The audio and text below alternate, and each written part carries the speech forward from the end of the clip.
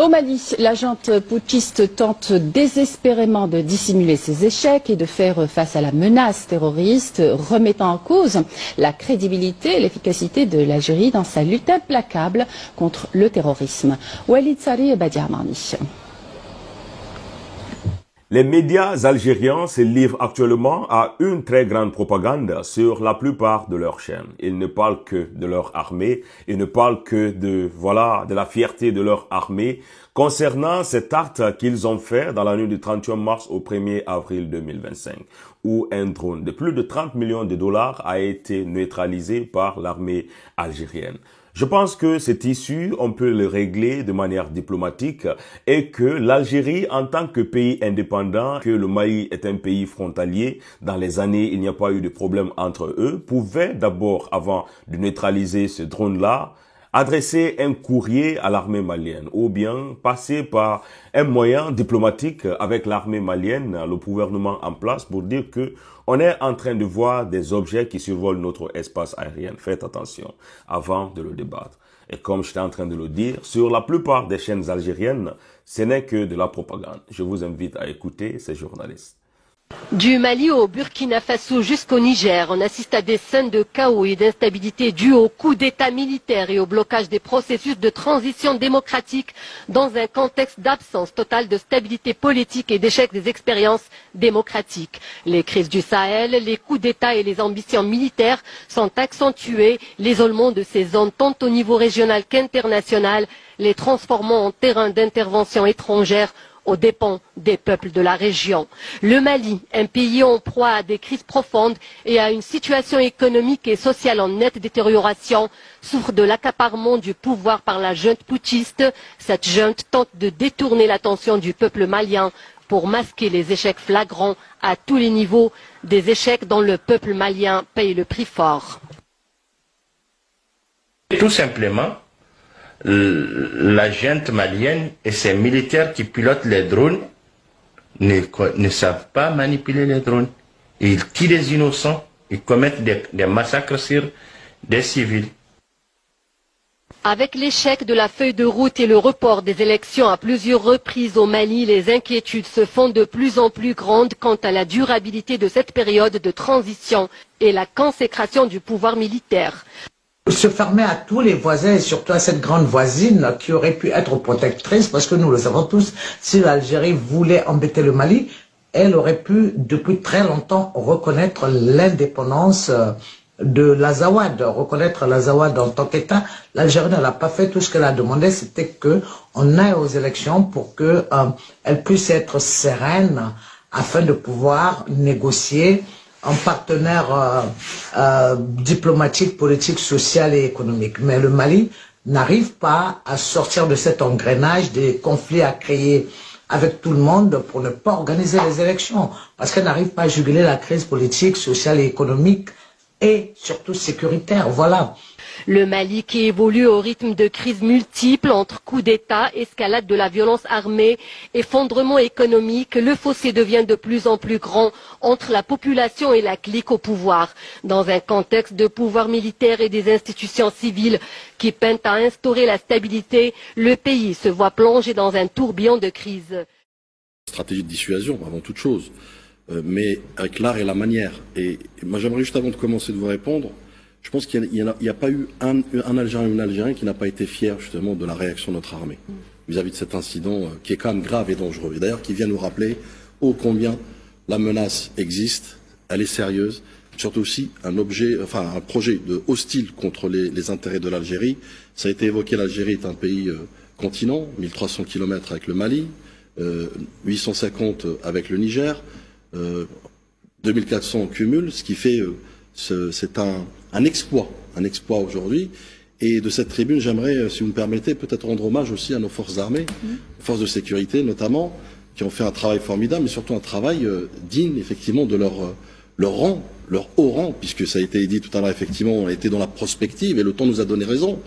Ce drone, qui est qualifié de char du ciel, notamment, même effectivement que je considère comme une arme lâche, mais qui a été considéré aussi par d'autres pays voisins, notamment, y compris le voisin de l'Ouest, comme un espèce de game change en fait, dans lequel il a cru effectivement qu'il avait un ascendant, qu'il avait un avantage militaire. Or, il s'avère qu'aujourd'hui, il s'avère qu'aujourd'hui la suprématie, elle est côté algérien, puisqu'elle a démontré avec cet exploit technique, avec cette supériorité, avec aussi une armée aguerrie, une armée professionnelle, une armée. Notre armée, d'ailleurs, elle est digne héritière de l'armée de libération nationale, faut-il le rappeler. Elle est l'extension, elle est l'émanation du peuple algérien lui-même. Et je pense que cet incident, aussi grave soit-il, nous rappelle aussi le degré, notamment de vigilance de notre armée, le degré aussi de préparation, puisqu'il faut être préparé à la guerre. Comme on dit Parabellum, si on veut la paix, il faut préparer la guerre. Donc c'est très important aussi être paré à toutes les éventualités. Et je rappelle un élément, et non des moindres, c'est qu'on parle d'un drone d'attaque. Et non pas un drone d'observation, de renseignement. C'est très important de le dire, c'est-à-dire qu'on aurait pu avoir des effets néfastes et morbides.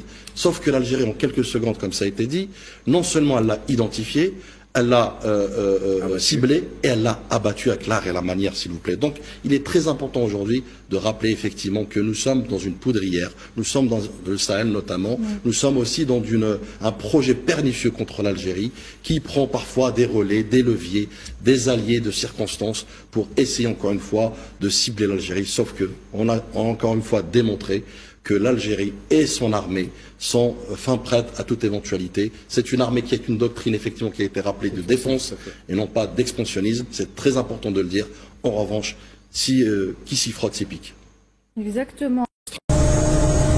Dans ces débats, il y a quelque chose qui ressort à longueur de journée. Fierté, notre armée et tous les Algériens sont fiers de cette armée qui vient d'abattre un drone qui était en train soit de nous espionner. Rien n'explique le fait que l'Algérie a abattu ces drones maliens. Et si exactement il y avait une bonne relation, ou bien que on a confiance à la diplomatie, avant d'abattre ces drones, on devait d'abord prendre contact avec l'armée malienne, avec les autorités maliennes avant d'agir, parce que c'est une perte totale pour l'armée malienne et que ces drones a longtemps servi à l'armée malienne de se protéger contre ces terroristes qui veulent réellement la sécession de cette partie du Mali. Il y a une chose qu'il faut beaucoup signaler, et cette chose, c'est que l'Algérie ne veut pas réellement avoir de concurrents au Sahel. Il veut rester toujours le géant, comme ça a été depuis très longtemps, et voir un appareil très sophistiqué avec l'armée malienne, ça leur dérange. Et je vous invite à écouter cette analyse pertinente de Dr Franklin Yamsi. L'Algérie voit d'un mauvais œil, depuis plusieurs années, l'émergence d'États puissants au sud du Sahara.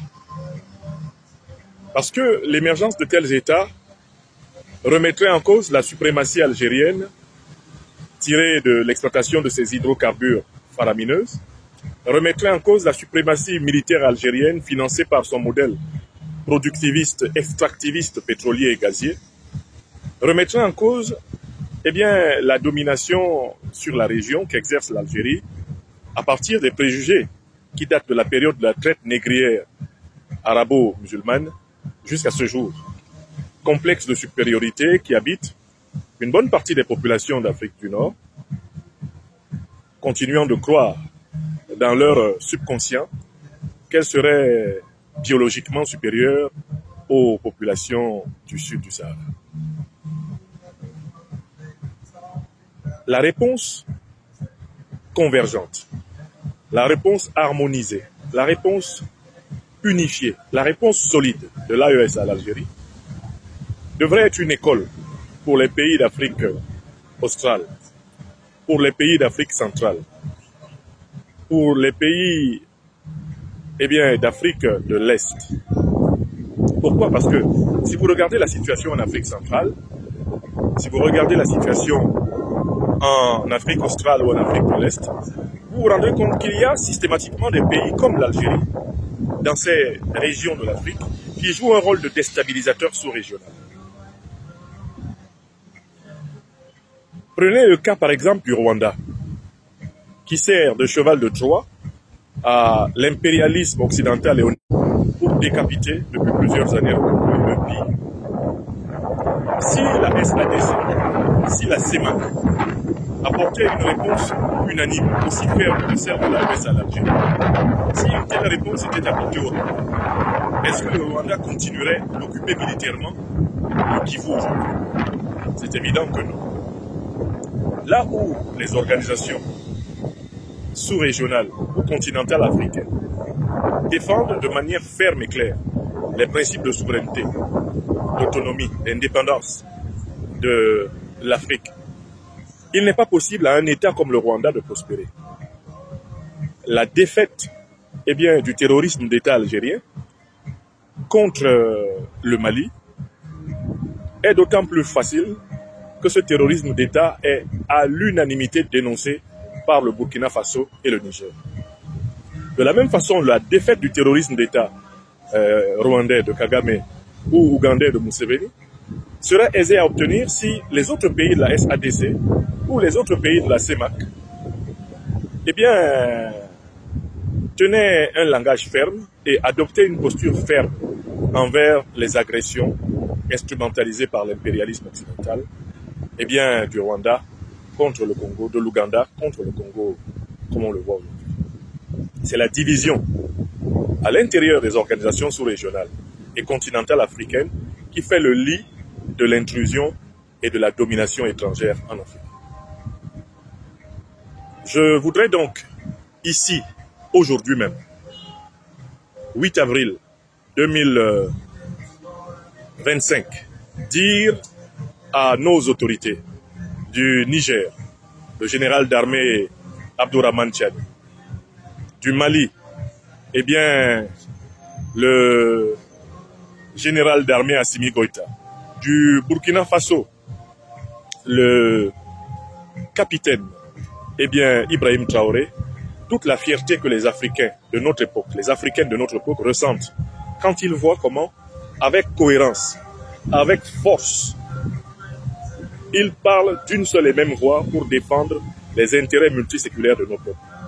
Nous voulons leur dire que tout le leadership politique africain est déterminé à marcher dans leurs traces. Partout où de véritables patriotes africains vont exercer le pouvoir, et je l'espère un jour ainsi, en Côte d'Ivoire, au Cameroun, partout où de véritables patriotes africains vont exercer le pouvoir, que l'Afrique retrouve l'unité, la puissance, la résonance de sa voix.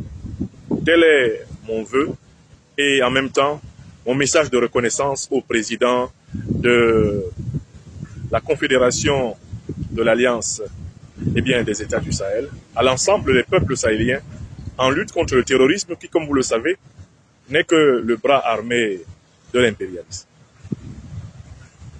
Je suis à Niamey depuis hier avec les intrépides avocats de l'Institut de l'Afrique des Libertés, à la fois pour des séances de travail utiles à notre lutte panafricaniste et pour la dédicace de mon maître ouvrage, L'impérial terrorisme, qui devrait avoir lieu ce mercredi ou jeudi prochain ici à Niamey. Nous sommes en train de préparer les choses. Vous aurez toutes les informations d'ici la fin de la matinée. De telle façon que les lectrices et lecteurs disponibles sur la place de Niamey viennent rencontrer leurs serviteurs, recevoir leurs dédicaces et avoir un exemplaire du livre dont on parle. Merci à celles et ceux qui partageront ce message. Soyez bénis. Ina Kawana, Labu Sanino, Zanchan Kasani.